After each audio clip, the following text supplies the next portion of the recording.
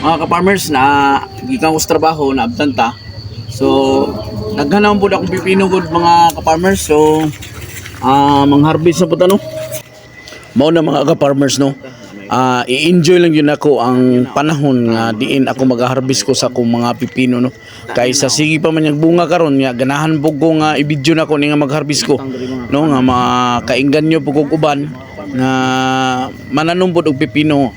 Kaning pipinuha mga ka-farmers sa container lang ni pero dili na maihap kung kapilan ako nag-harvest niya ni pero gagmay ra gud ako ma-harvest. Naay napulo naay 15 lang kabuok nga na lang gud kadaghan akong ma-harvest ani akong pipino mga ka-farmers no. Kung kamo diha naglantaw ani nga video unta makuhaan ninyo ni og lesson nga makahimo mo sa pagtanom no.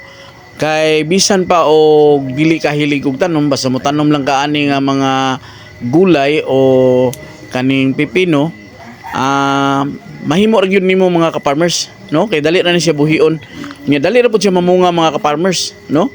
Pag makabuylo na mamunga na. So mga ka-farmers mananom ta